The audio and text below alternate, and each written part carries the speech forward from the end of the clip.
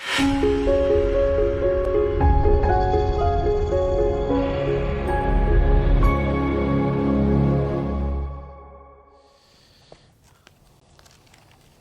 think our readings today come at a good time.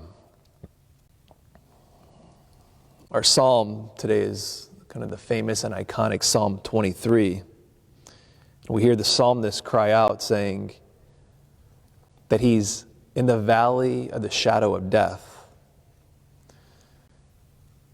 And we don't know exactly what the psalmist is going through at this time that he pens these words, of what kind of turmoil, what kind of heartache that he's up against. But we do know that he's in the valley of the shadow of death. And it's important to note that the valley of the shadow of death is a real place.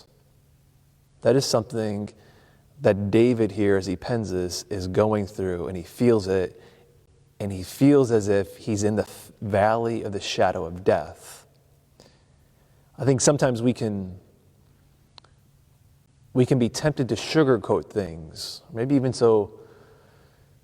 especially Christians can attempt to hear a story of somebody, trial that someone's going through, and we can try to shine a bright side onto this situation, try to sugarcoat it. But it's important not to sugarcoat things. Like, some things are just bad. Some things are like being in the valley of the shadow of death.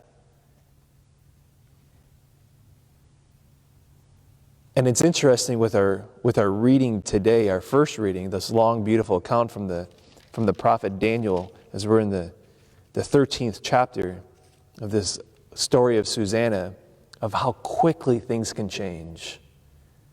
Is how we can maybe be nowhere near the valley of the shadow of death.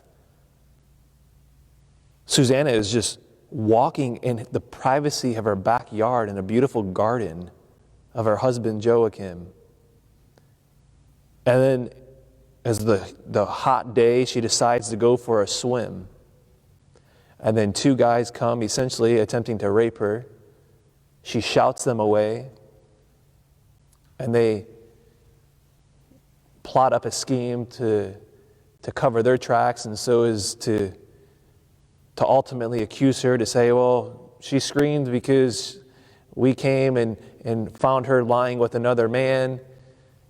And because they were respected elders in the town and judges, the people believed her, or the people believed them. And so ultimately she was condemned to death. One moment, walking, enjoying a nice, peaceful stroll in the garden, going for a swim, and the next thing you know, she was sentenced to death. How quickly things change, or can change on a dime. The next thing you know it, we feel as if we're in the valley of the shadow of death. Of course, we know even just the maybe emails or phone calls that I've received in the last couple of weeks of how some situations are really bad. I mean, we're talking about loved ones who can't see people who are dying in the hospital. I had that case just the other day where I couldn't get in the hospital for a dying parishioner. Their family couldn't come and see him. The economic situation that many of us find ourselves in right now, where there was certainty, everything was fine, and the next thing you know it, there is great uneasiness and concern and fear for the future. It's important not to sugarcoat these moments, because if we sugarcoat these situations, then what we ultimately end up doing is we sugarcoat the cross. And the cross is something that is not to be sugarcoated. There is no sugarcoating the cross, because it is in the very act of Jesus dying on the cross and the torment and the agony and the Son of God being crying out that he is forsaken by God, that he's abandoned, it is that very act of God going to the depths of God-forsakenness and the depth of the messiness and the brokenness and the tragedy of humanity. Because humanity there's a tragic element to humanity. There's a brutality to humanity. And so here it is that Jesus entered into the brutality and the tragedy of humanity on the cross.